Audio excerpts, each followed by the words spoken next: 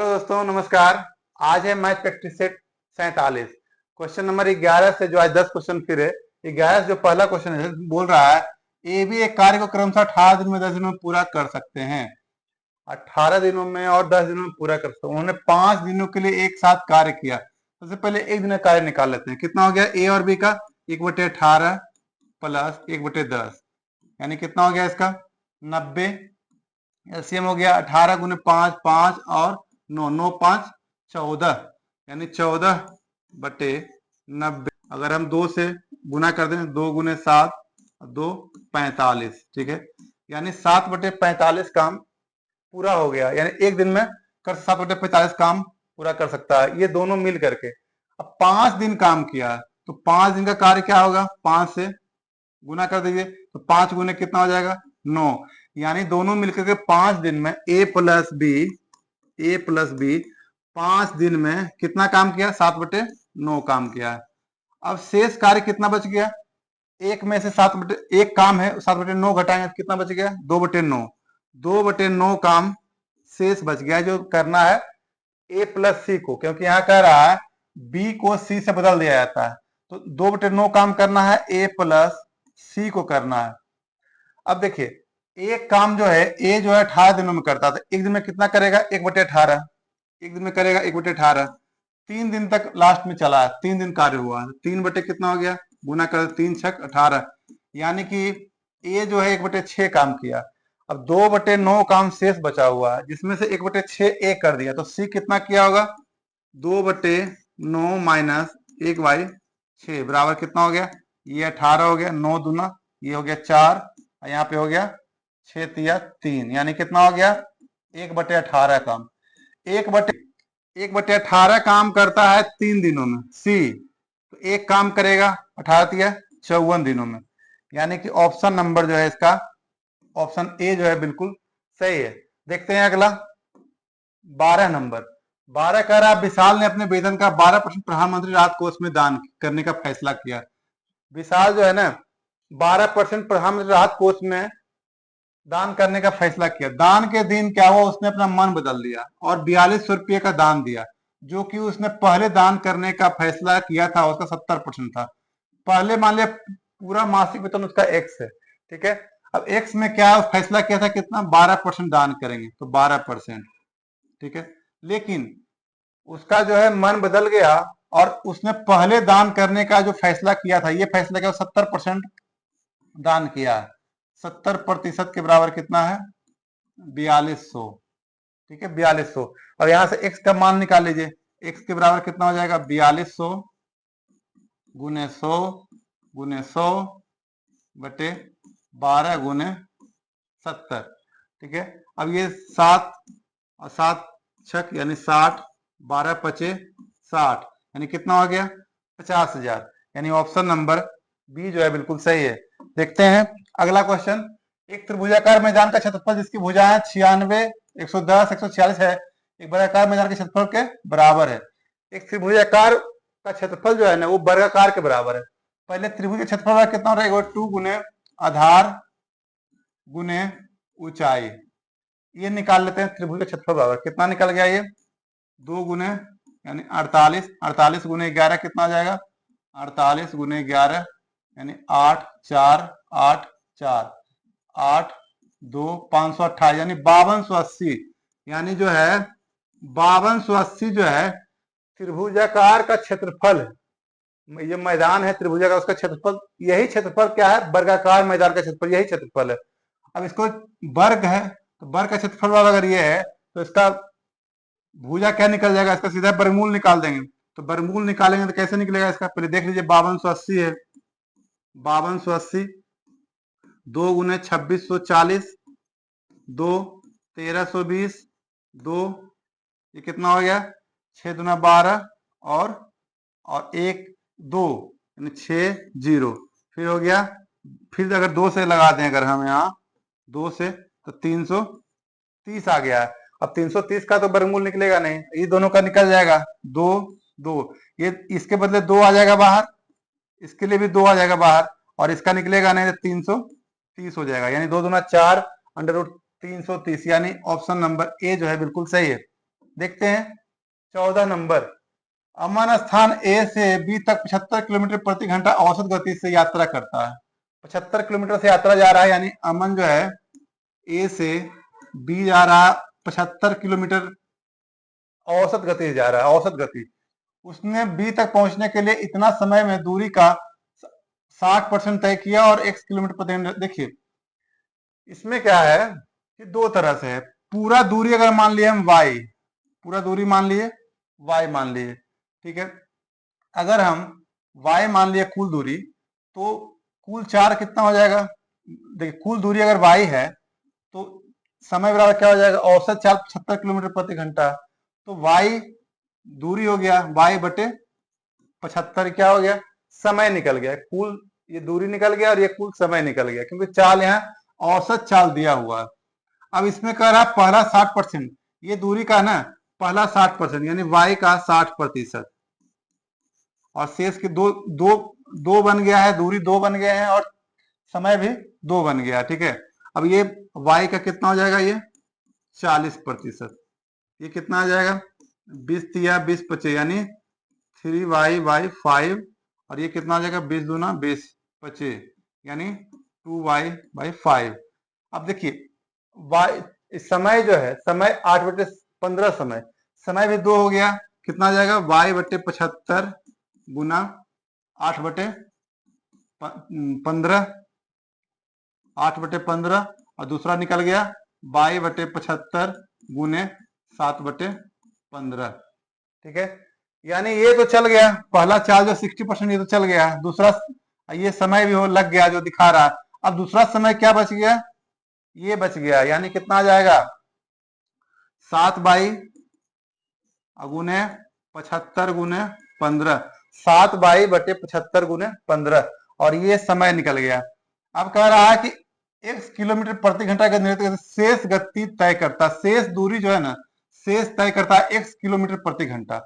तो चाल बराबर क्या हो जाएगा, दूरी बटे समय। दूरी कितना है 2y, दूरी कितना है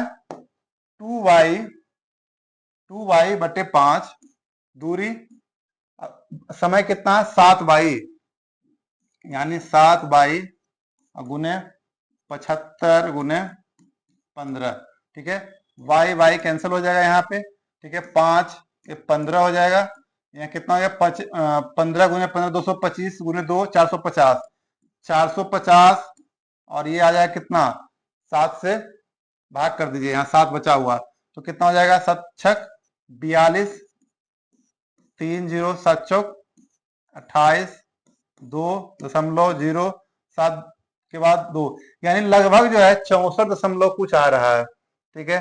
तो यहाँ पे कह रहा है निकटतम मान, तो 64, यानी ऑप्शन नंबर बी जो है बिल्कुल सही है। देखते हैं 15 नंबर। 15 कह रहा है यदि एक 11 अंकों की संख्या, यानी ये संख्या जो है ना 11 अंकों का 72 से विभाज्य है, तो इसके बराबर क्या होगा।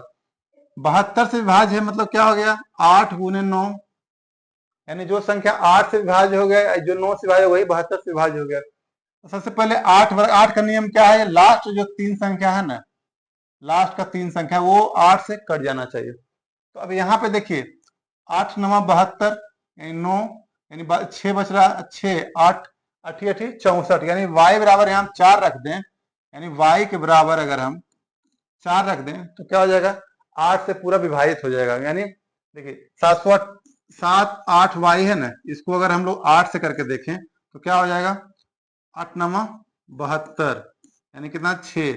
अब यहाँ अगर हम 4 रख दें सबसे कम संख्या, तो 8 8 64, ये कट जाएगा पूरा, ठीक है, विभाजित हो जाएगा ये। यानी y के बराबर तो हम 4 मान सकते हैं, y बराबर। अब कह रहा है 9 से, तो 9 से विभाजित होने का नियम क्या है, ये सारे संख्याओं का जो सम है उस 9 से विभाजित होना चाहिए। तो कितना हो जाएगा y बराबर 4 आ गया, 4 8 12 7 19, 19 3 22, 6 28, 28, 28 और 9 कितना हो गया 37, और 37 8 कितना हो गया 37 8 45, 45 3 48, 2 50 51, 51। अब देखिए 9 से इसको विभाजित करना, तो न्यूनतम संख्या कितना प्लस करना पड़ेगा 3, ताकि ये 54 हो जाए और ये 9 से विभाजित हो जाए, ठीक है। 9 से 54, यानी x के बराबर क्या करना पड़ेगा, x के बराबर 3 रखना पड़ेगा, यानी y बराबर 4, x बराबर 3।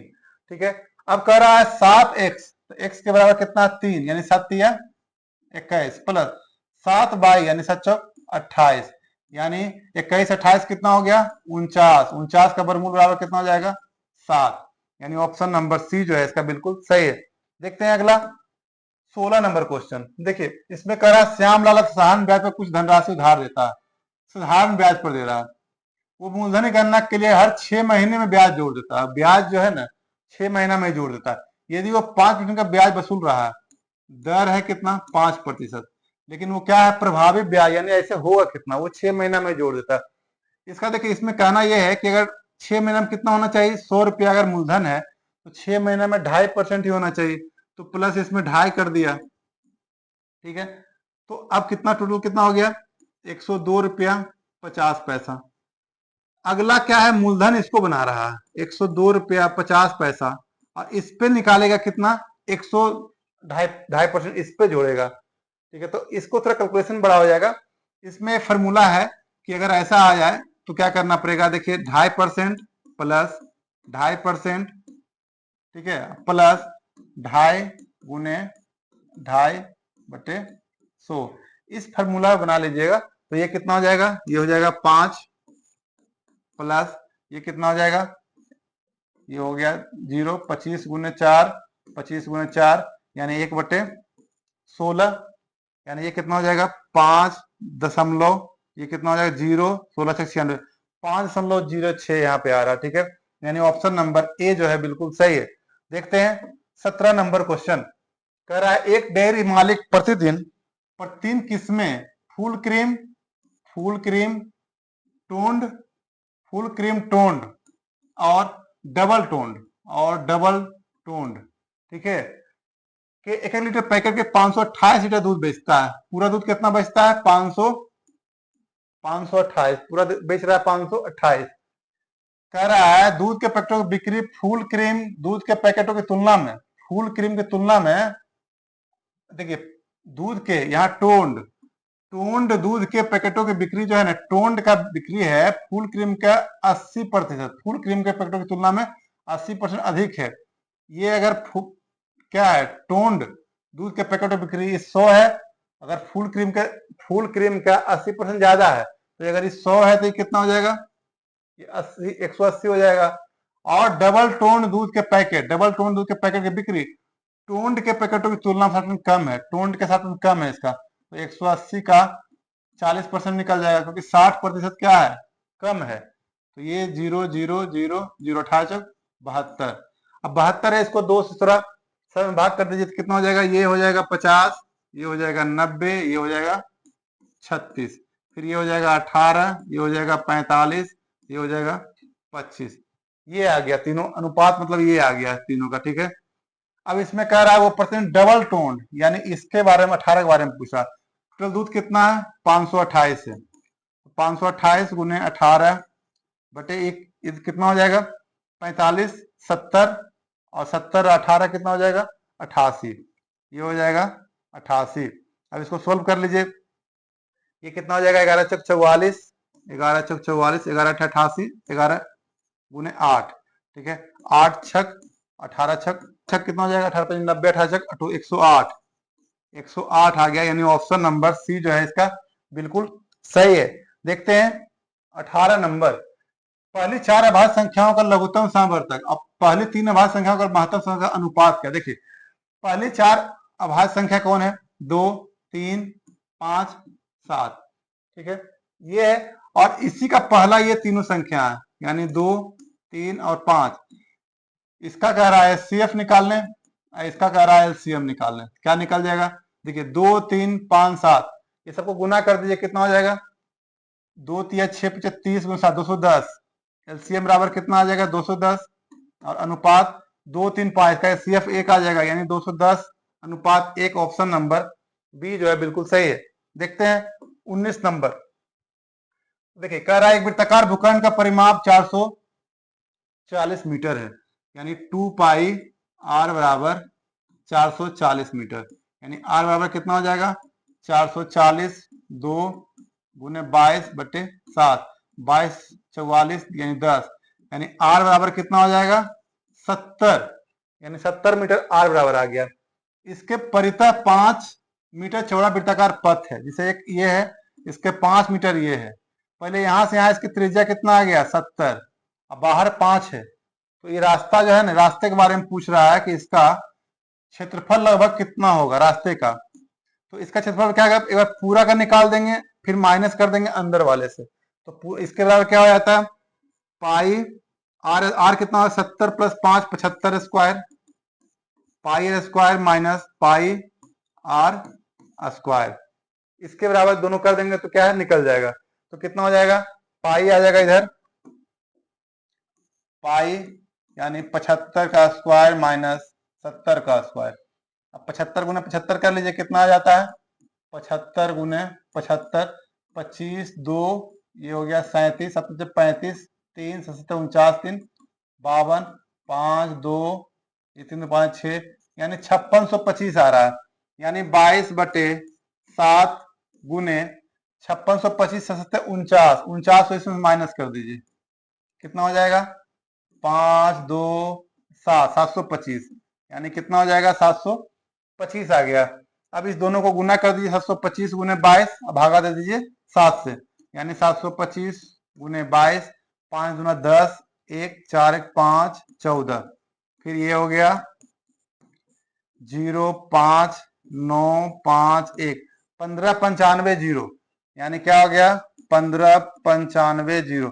अब इसको भाग करना है किससे 7 से, 7 दूना 14, यानी 1 9 7 दूना 14 5 5, अब कितना आ गया 7 49, ठीक है, यहाँ पे आ गया 6 0 7 8 56, 2278 आ रहा है यहाँ पे, ठीक है, यानी 2278, यानी पहला ऑप्शन नंबर ए जो है बिल्कुल सही है।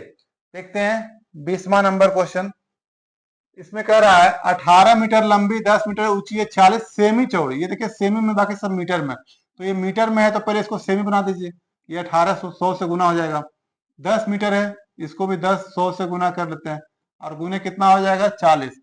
अब दीवार को इतना सेमी के ईटा से बनाना, तो ईटा कितना हो जाएगा 30 गुने 15 गुने 10, ठीक है, कितना ईटा लगेगा तो बस भाग कर दीजिए 0 0, ये हो गया 60, ठीक है, 15 चौक 60, ये 1 0 1 0 आ गया, 4 चौक 16, यानी कितना आ गया 16,000 आ गया। तो ऑप्शन में क्या, लेकिन यहाँ पे देखिए कितने ईंटों, हजारों में पूछ रहा है कि आवश्यकता होगी, तो हजारों में तो 16 यही ऑप्शन आएगा, ऑप्शन नंबर बी, क्योंकि 16 का मतलब 16,000। यहाँ थोड़ा सा यहाँ पे दिमाग लगाया गया है कि ऐसा दें कि गलती हो, 16,000 आंसर अगर आ गया है तो हम लोग देख के तुरंत इसको सही कर सकते हैं, लेकिन यहाँ हजारों में लिख दिया है, मतलब ऑप्शन नंबर बी जो है बिल्कुल सही है। तो ये था आज का 10 क्वेश्चंस, अगले वीडियो में लाते हैं 21 से 30 नंबर।